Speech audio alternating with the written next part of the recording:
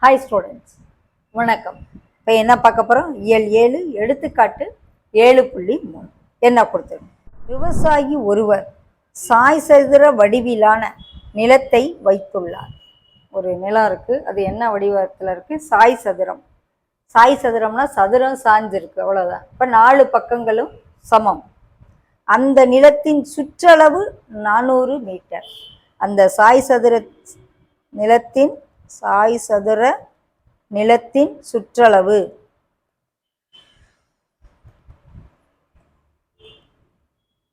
எவ்வளவு? 400 மீட்டர். சாய் சதுரம் வரைகிறேன். எல்லா பக்கங்களும் சமமாக இருக்கும். 4 பக்கங்கள் இருக்கும். சாய் சதுரம்னாலே 4 பக்கங்கள் இருக்கும்.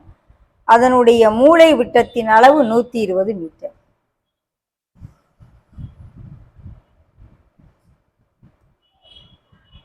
இப்போ சுற்றளவு, நிலத்தின் சுற்றளவு 4 பக்கம் இருக்கும்.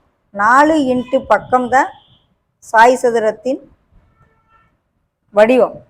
4 பக்கமும் சமமாக இருக்கும். அதுதான் 400 மீட்டர்னு கொடுத்துருக்காங்க. ஓகே, அப்போ ஒரு பக்கம் வேணும். 400/4. அப்போ என்ன ஆயிரும்? 100 மீட்டர். அப்போ ஒவ்வொரு பக்க அளவும், சாய் சதுரத்தின் ஒவ்வொரு பக்க அளவும் என்ன ஆயிரும்? 100 மீட்டர், 100 மீட்டர், 100 மீட்டர். அப்போ தானே சுற்றளவு 400 மீட்டர் வரும். ஓகே, இந்த சாய் சதுரத்தை என்னன்னு வச்சுக்கிடுவோம்? ஏபிசிடி என்பது சாய் சதுரம் என்க.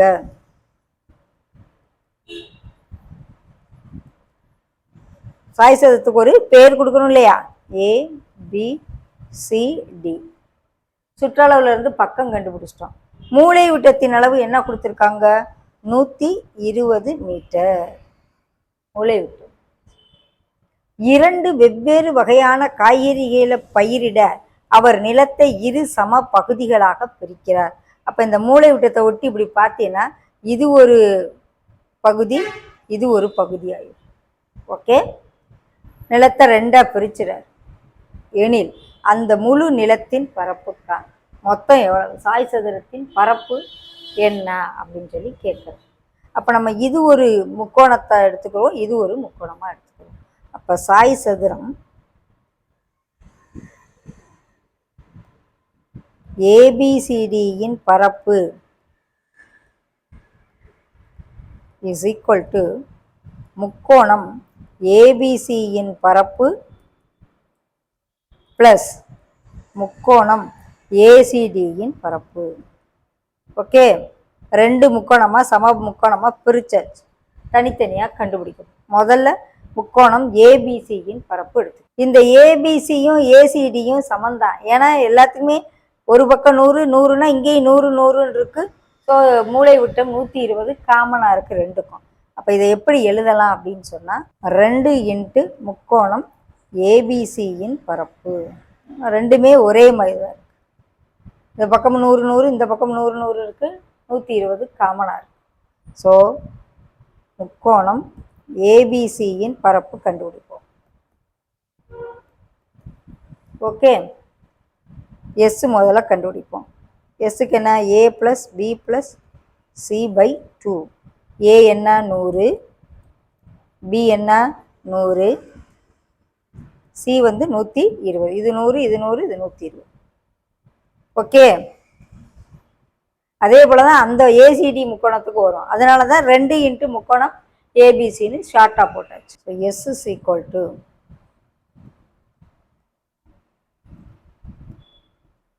3 கூட்டி 2ஆல் 320/2, அதாவது 160 மீட்டர். எஸ் அரை சுற்றளவு.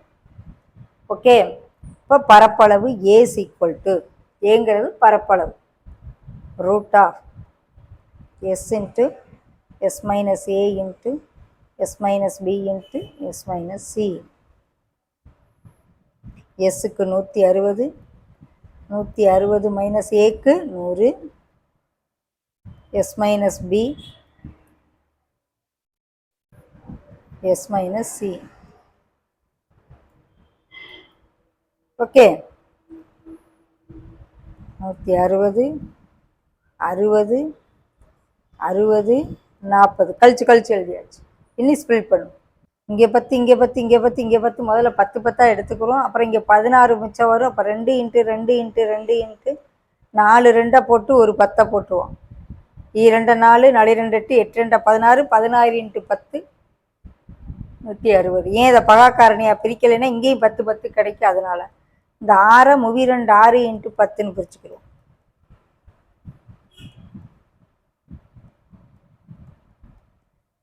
நாற்பது இப்படி நல்லா கம்ப்ளீட்டாக பிரிச்சுட்டு இப்போ ஸ்கொயர் ரூட் எடுப்போம். 1 2 3 4 5 6 7 8 2 இருக்கு. ஓகே, 3 எத்தனை 3 இருக்கு? இது ஒரு 3, இது ஒரு 3, 2 3. 10 எத்தனை 10 இருக்கு? 1 2 3 4 10. இப்போ ஸ்கொயர் ரூட் விட்டு எழுது. இதை ஸ்கொயர் ரூட் விட்டு எடுத்தால் பாதி இதில் பாதி இதில் பாதி இதில் பாதி. இது ஏபிசி முக்கோணம் ஏபிசியின் பரப்பு. ஓகே, 2 to the power 4 என்னது? 16 3 இது 100. 16 3 48 4800. இது சதுர முக்கோணத்தின் பரப்பளவு சதுர மீட்டர். நமக்கு சாய் சதுரம் வேணும். சாய் சதுரம் ஏபிசிடியின் பரப்பு, அதாவது அந்த மொத்த வயலின் பரப்பு 2 இன்ட்டு முக்கோணம் ஏபிசியின் பரப்பு அப்படின்னு எழுதியிருக்கோம். அப்போ 2 இன்ட்டு 4800 0 0 9600 சதுர மீட்டர். ஓகே, முழு நிலத்தின் பரப்பு